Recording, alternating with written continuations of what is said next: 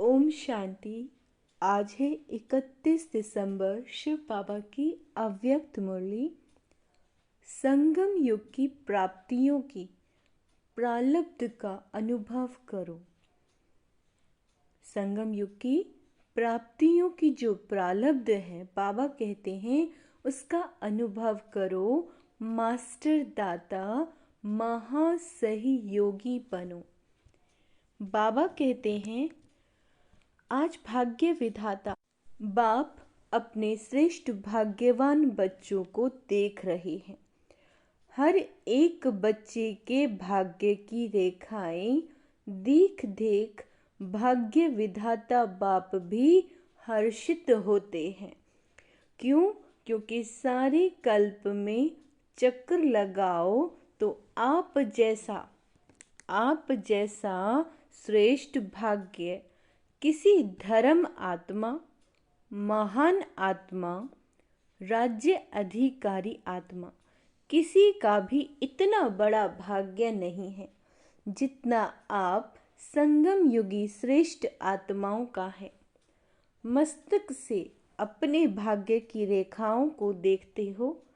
बाप दादा हर एक बच्चे के मस्तक में चमकती हुई ज्योति की श्रेष्ठ रेखा देख रहे हैं। आप सभी भी अपनी रेखाएं देख रहे हो। नयनों में देखो तो स्नेह और शक्ति की रेखाएं स्पष्ट हैं। मुख में देखो मधुर श्रेष्ठ वाणी की रेखाएं चमक रही हैं। नयनों में क्या है? स्नेह और शक्ति की रेखाएं स्पष्ट दिख रही हैं और मुख में श्रेष्ठ वाणी की रेखाएं। होठों पर देखो रूहानी मुस्कान, रूहानी खुशी की झलक की रेखा दिखाई दे रही है। अच्छा, हृदय में देखो व दिल में देखो तो दिलाराम के लव में लवलीन रहने की रेखा स्पष्ट है। बाबा कहते हाथों में देखो, दोनों ही हाथ सर्व खजानों से संपन्न होने की रेखा देखो। पाँव में देखो, हर कदम में पदम की प्राप्ति की रेखा स्पष्ट है। कितना बड़ा भाग्य है। भाग्य विधाता बाप ने हर एक बच्चे को पुरुषार्थ से, श्रेष्ठ कर्मों की कलम से यह सब रेखाएं खींचने की खुली दिल से खुली छुट्टी दे रखी है। जितनी लकीर लंबी खींचना चाहो उतनी खींच सकते हो। लेकिन बाबा क्या कहते हैं? लेकिन समय के अंदर जिसको जितनी लंबी लकीर खींचनी है वह स्वयं ही खींच सकते हैं। बाप ने कलम आपके हाथ में दिया तो वह लकीर खींचनी आती है, खींची है या खींचना नहीं आती? सभी को आती है। हाँ जी, कर रहे हैं सभी, बहुत अच्छा। देखो अभी की तकदीर की लकीर आपको सारी कल्प में भी श्रेष्ठ बनाती है। 21 जन्म तो सदा संपन्न और सुखी रहने की रेखा चलती ही है। संपन्न और सुखी रहने की रेखा। और द्वापर कलयुग में भी आपके पूज्य बनने की रेखा श्रेष्ठ रहती है। तो इस समय के भाग्य की रेखा सारा कल्प सदा साथ चलती है, क्योंकि अविनाशी बाप की अविनाशी रेखा है। तो सदा अपने श्रेष्ठ भाग्य की रेखा स्मृति में रहती है। अच्छा, रहती तो है, बाबा कहते हैं रहती तो है, लेकिन कभी इमर्ज होती है, कभी मर्ज होती है। क्या? श्रेष्ठ भाग्य की रेखा वह सदा ही इमर्ज रहती है। बाबा पूछ भी रहे, इसमें कम हाथ उठा रहे हैं। देखना सदा इमर्ज रहे। इमर्ज रहने की निशानी है कि पुरानी स्मृतियां पुराने संस्कार की रेखाएं मर्ज हो जाती हैं। कभी भी पुराने संस्कारों की रेखाएं व पुरानी बातों की स्मृति की रेखाएं इमर्ज नहीं हो। क्या कह रहे हैं बाबा? इसे फिर से अंडरलाइन करेंगे। बाबा कह रहे हैं कभी भी जो पुराने संस्कार हैं या जो पुरानी बातें हैं उनकी स्मृति वो इमर्ज ना हो, मर्ज हो, और मर्ज रहते रहते समाप्त हो जाए। जहाँ श्रेष्ठ भाग्य की रेखाएं इमर्ज हैं, जागृत हैं, वहाँ पुरानी रेखाएं इमर्ज होना असंभव है।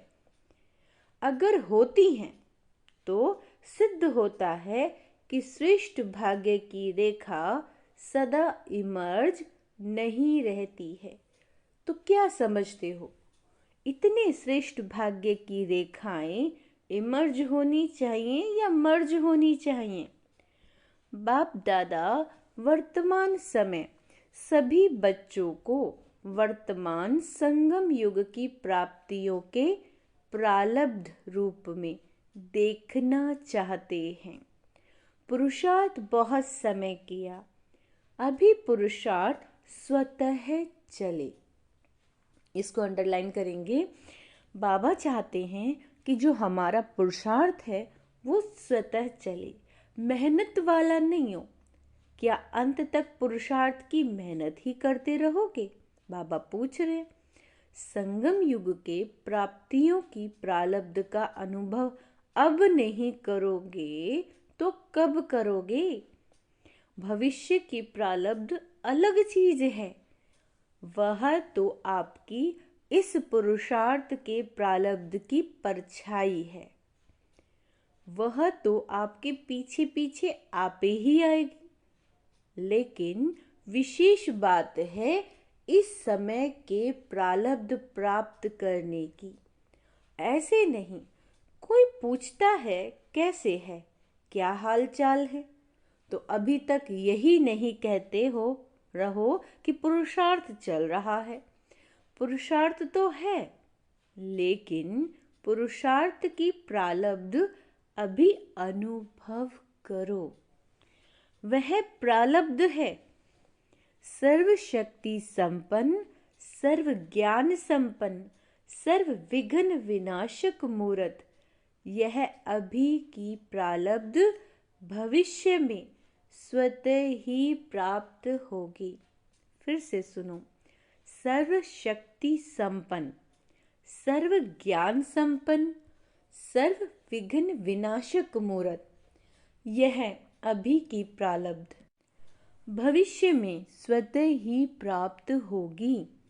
जैसे भविष्य में सिर्फ प्रालब्ध है और पुरुषार्थ समाप्त है, ऐसे अभी बाकी रहे हुए समय में प्रालब्ध स्वरूप का विशेष अनुभव करो।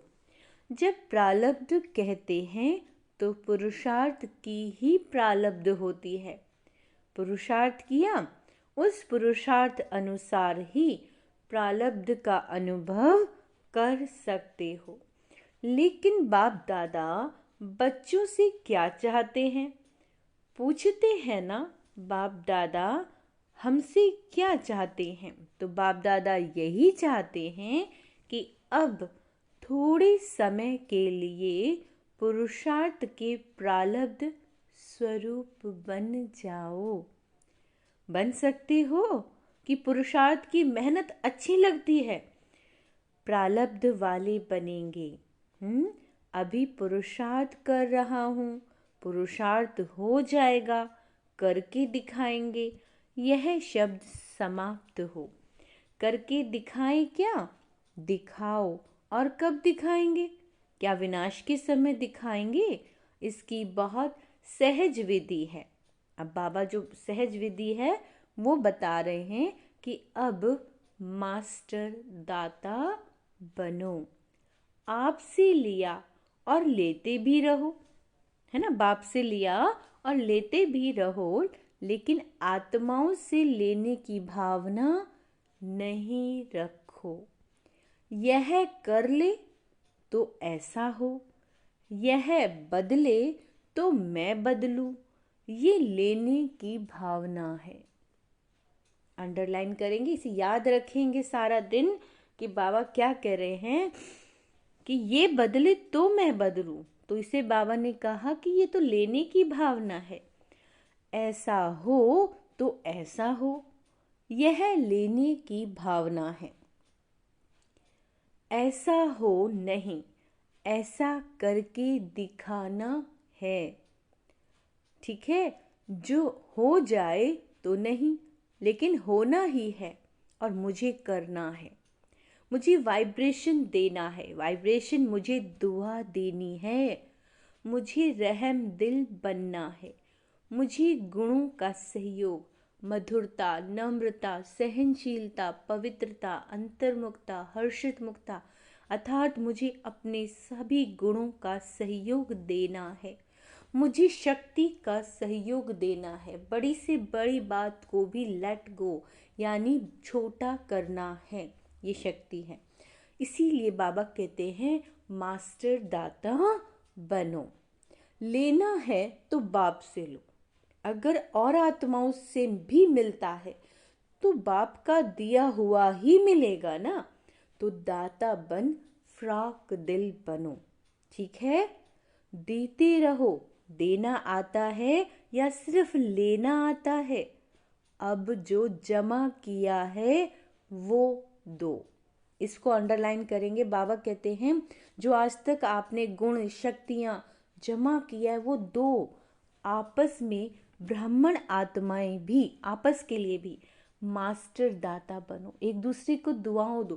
क्योंकि बाबा कहते हैं ब्राह्मण आत्माओं की दुआएं बहुत एक दूसरे को आगे बढ़ाती हैं। और दे, है ना, और दे तो मैं दूं नहीं, यानी कोई और मुझे दुआएं दे, ब्लेसिंग दे, है ना, तो मैं दूं। तो बाबा कहते नहीं, मुझे देना है। खजाना है आपके पास, भरपूर है। बाबा पूछ रहे हैं, गुणों से भरपूर हैं, शक्तियों से भरपूर हैं, तो देते क्यों नहीं हो? अपने लिए छिपा कर रखा है क्या? जब खजाने से भरपूर हो तो देते जाओ ना।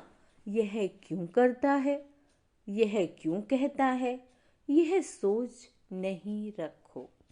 जी बाबा, रहम दिल बन अपने गुणों का प्यार दो, स्नेह दो, है ना, यही तो बाबा चाहते हैं। अपनी शक्तियों का सहयोग दो। इसको कहा जाता है मास्टर दाता, महासहयोगी। सहयोगी भी नहीं, महासहयोगी बनो, महादाता बनो। तो समझा बाप दादा क्या चाहता है? बाप दादा अभी तक बच्चों के पुरुषार्थ की मेहनत देख नहीं सकती। डायमंड जुबली समाप्त हुई और डायमंड अभी तक बेदाग बनने के पुरुषार्थ में लगे हुए हैं। डायमंड जुबली अर्थात हर ब्राह्मण आत्मा डायमंड अर्थात चमकता रहे। आप सोचेंगे कि डायमंड जुबली हमारी तो थी नहीं, वह तो दादियों की हुई। आपकी हुई या दादियों की हुई? किसकी हुई? बाबा पूछ रहे हैं। यज्ञ के स्थापना के कार्य की डायमंड जुबली सिर्फ दादियों की नहीं, स्थापना के कार्यों की डायमंड जुबली। तो आप सभी चाहे 2 साल के हो, चाहे 12 साल के हो, चाहे 50 के हो, लेकिन स्थापना के कार्य के निमित्त तो हो ना, या नहीं हो? निमित्त हो। ब्राह्मण माना ही ब्रह्मा बाप के साथ स्थापना के कार्य के निमित्त आत्मा, वही ब्रह्मा कुमार या ब्रह्मा कुमारी कहला सकते हैं।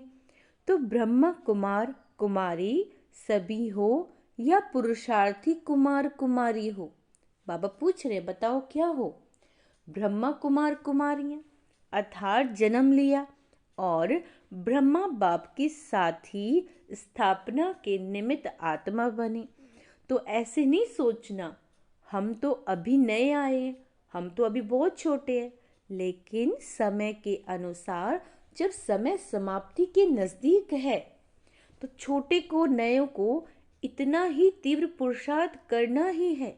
अगर ब्राह्मण हैं तो, अगर क्षत्रिय है तो छुट्टी है ना। लेकिन ब्राह्मण है तो ब्राह्मण सो देवता कहा जाता है, क्षत्रिय सो देवता नहीं। तो ब्राह्मण आत्माओं को स्थापना के निमित्त बनना ही है ना। बाबा कहते हैं है ही निमित्त, इसीलिए अभी मास्टर दाता बनो। तो आज का सम्मान क्या होगा? मैं मास्टर दाता हूँ जो सबको दुआएं देता है। दान नहीं करो लेकिन सहयोग दो। ब्राह्मण को दान नहीं कर सकता, सहयोग दे सकता है। तो क्या है? महादाता और महासहयोगी बनो। अभी 1 साल वाला भी है तो भी समय के अनुसार अभी बचपन की बातें समाप्त करो। क्यों? क्योंकि सभी बच्चे वानप्रस्थ अवस्था के समीप हो। समय की गति प्रमाण, ड्रामा की नियम प्रमाण अभी सभी की वानप्रस्थ अवस्था समीप है। बाप दादा जानते हैं कि बच्चों का बाप से जिगरी स्नेह है। जिगरी स्नेह है ना, या ऊपर ऊपर का स्नेह है? दिल का स्नेह है। तब तो भागकर आए हो ना। देखो बेहद के हॉल में बेहद के बाप के बच्चे बेहद के रूप में विराजमान है। यह हॉल अच्छा लगता है ना, या दूर लगता है? देखो बैठने में तो दूर है, लेकिन बाप दादा अपने दिल की बहुत बड़ी स्क्रीन में आप सब दूर बैठे हुए बच्चों को अति समीप देख रहे हैं, दूर नहीं देख रहे हैं। बाप दादा की दिल की स्क्रीन बहुत बड़ी है, अभी तक साइंस वालों ने भी नहीं निकाली है। इसीलिए आप दूर नहीं बैठे हो, बाप दादा के दिल में बैठे हो। ऐसे समझते हो कुर्सी पर बैठे हो, दरी पर बैठे हो, या दिल पे बैठे हो? दृश्य तो बहुत अच्छा सुंदर लग रहा है। फूल पीछे तक भरा हुआ है फूल, या कुछ खाली है? बाप दादा देख रहे हैं पीछे थोड़ा खाली है। देखो आप लोगों को बाप दादा ने काम दिया था, आप भूल गए होंगे, लेकिन बाप दादा को याद है। कौन सा काम दिया था? क्रोध मुक्त का। आज वो नहीं पूछेंगे, पहला चांस लिया है ना, तो आज क्रोध मुक्त का पूछेंगे तो दिल शिकस्त हो जाएंगे। बाप दादा को रिजल्ट पता है, पूछेंगे हैं? आप लोगों से भी वहां से रिजल्ट मंगाएं। आज छोड़ देते हैं। तो काम दिया था कि 9 लाख तैयार करके दिखाओ। याद है? हर जोन को कहा था। तो किस जोन ने 9 लाख तैयार किए हैं? बंगाल बिहार का सेवा का टर्न है, तो बंगाल बिहार ने 9 लाख तैयार किए हैं। बाबा पूछ रहे हैं, सब चुप है, बोलते ही नहीं है। चलो एक जोन नहीं, सभी जोन ने, देश वालों ने मिलकर 9 लाख तैयार किए हैं। विदेश वाले बताओ 9 लाख हैं? बाप दादा तो अपनी डेट फिक्स करते हैं और उसी फिक्स डेट पर आते हैं। आप भी सब बातों की डेट फिक्स करते हो। यह हॉल कब तक बनेगा, फंक्शन कब होगा, ये डेट फिक्स करते हो ना। तो इसकी डेट कौन सी है? फिक्स है। विनाश की अंत में या पहले क्या होगा? क्या सोचा है? कौन सी डेट है? कोई डेट है या अभी फिक्स नहीं किया है? बाबा पूछ रहे हैं। यह भी बाप करें क्या? करना आपको है। बाप दादा तो कहेंगे कि शुभ कार्य में देरी नहीं करो। फिर क्या करेंगे? चलो इस सीजन के एंड में ही हो जाए तो भी अच्छा। इतनी हिम्मत है, सिर्फ दाता बन जाओ। अगर दाता बनेंगे तो दाता की भावना से आपकी रॉयल फैमिली और समीप वाली प्रजा बहुत जल्दी बनेगी। वहाँ लोग तो इंतजार कर रहे हैं, सिर्फ सदादाता बनने की देरी है, महान सहयोगी बनने की देरी है। ज्यादा खजाना स्वयं प्रति व सिर्फ स्वयं की सेवाओं के प्रति लगाते हो। अब देखो बाबा ने क्या कमी बताई है कि आप क्या करते हो। ज्यादा जो खजाना है, ब्लेसिंग है ना, ज्यादा खजाना खुद के प्रति या सिर्फ स्वयं की सेवाओं के प्रति लगाते हो। स्वयं की सेवाओं के प्रति अपने अपने सेवाओं के ड्यूटीज में ज्यादा समय लगा रहे हो। महान दाता बन। अब क्या कहा है बाबा ने, महान दाता बन, बेहद के दाता बन, वर्ल्ड के गोले पर खड़े हो। बेहद की सेवा में वाइब्रेशन फैलाओ। विश्व राजा बनना है, सिर्फ जोन के व अपने अपने ड्यूटीज के सर्कल के राजा नहीं बनना। विश्व कल्याणकारी हो, अभी बेहद में आओ। बेहद में जाने से हदों की बातें स्वतः ही समाप्त हो जाएंगी। मनोबल बहुत श्रेष्ठ बल है, उसको यूज नहीं करते हो। मनोबल के लिए बाबा कह रहे हैं कि उसको यूज नहीं करते हो। वाणी, संबंध, संपर्क, उससे सेवा में बिजी रहते हो। अब मनोबल को बढ़ाओ, है ना। इसको अंडरलाइन करेंगे कि बाबा कहते हैं बच्चे विश्व कल्याणकारी बनो, दाता बनो और अपने मनोबल को बढ़ाओ। बेहद की सेवा जो अभी आप वाणी या संबंध सहयोग से करते हो, वह मनोबल से करो। तो मनोबल की बेहद की सेवा अगर अपने बेहद की वृत्ति से मनोबल द्वारा विश्व के गोले के ऊपर ऊंचा स्थित हो, बाप के साथ परम धाम की स्थिति में स्थित हो, थोड़ा समय भी यह सेवा की तो आपको उसकी प्रालब्ध कई गुना ज्यादा मिलेगी।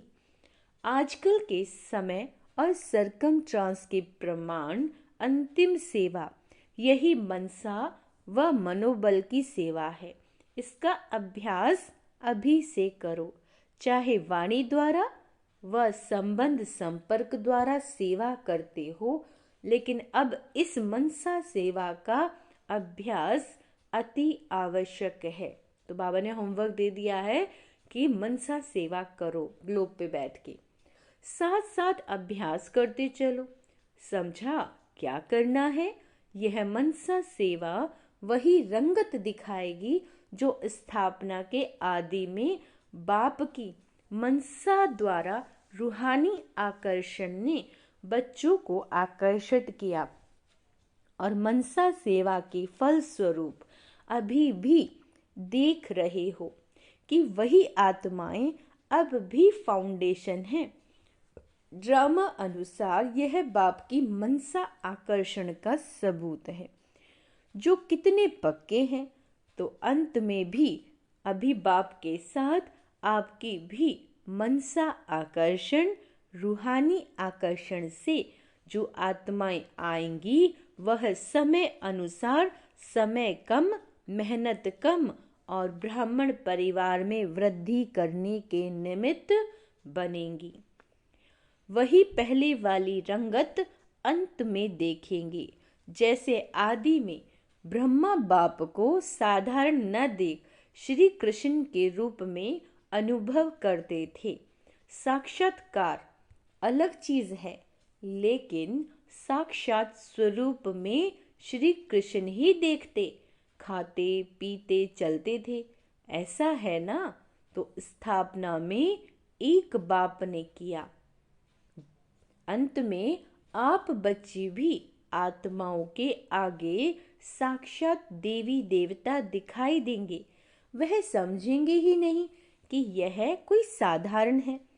वही पूज्यपन का प्रभाव अनुभव करेंगे। तब बाप सहित आप सभी के प्रत्यक्षता का पर्दा खुलेगा। अभी अकेले बाप को नहीं करना है, बच्चों के साथ प्रत्यक्ष होना है।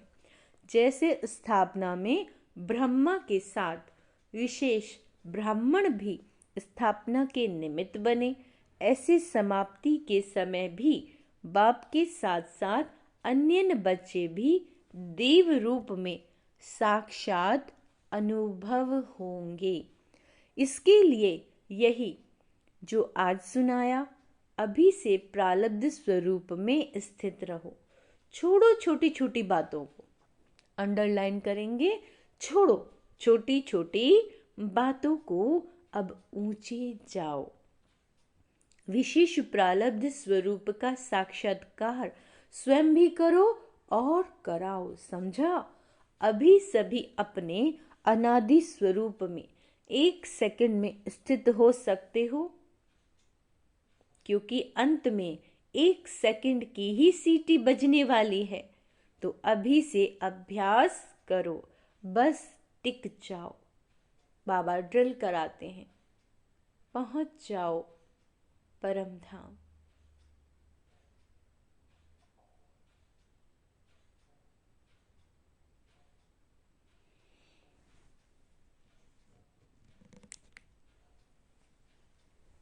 अच्छा, चारों ओर के बच्चों को सदा भाग्य की रेखाएं इमर्ज रूप में स्मृति में रखने वाली आत्माओं को, है ना, बाबा ने क्या कहा?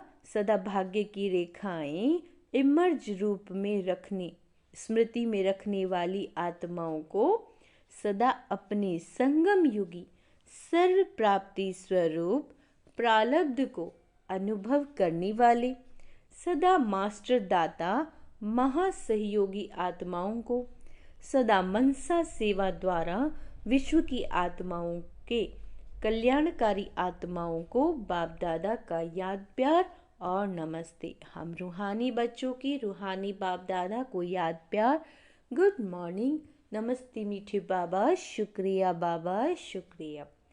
वरदान है, कर्म योग की स्टेज द्वारा कर्म भोग पर विजय प्राप्त करने वाले विजयी रतन भव। कर्म योगी बनने से शरीर का कोई भी कर्म भोग भोगना का अनुभव नहीं कराता है। मन में कोई रोग होगा, मन में कोई रोग होगा तो रोगी कहाँ जाएगा? अगर मन निरोगी है तो सदा तंदुरुस्त है। सिर्फ शेष शैया पर विष्णु के समान ज्ञान का सिमरन कर हर्षित होते, मनन शक्ति द्वारा और ही सागर के तले में जाने का चांस मिलता है। ऐसे कर्म योगी ही कर्म भोग पर विजय प्राप्त कर विजयी रतन बनते हैं। स्लोगन है, साहस को साथी बना लो, साहस को साथी बना लो तो हर कर्म में सफलता मिलती रहेगी। अच्छा, ओम शांति। तो आज का स्वमान अभ्यास करेंगे। मैं कर्म योगी हूँ, मैं विजयी आत्मा हूँ। ओम शांति।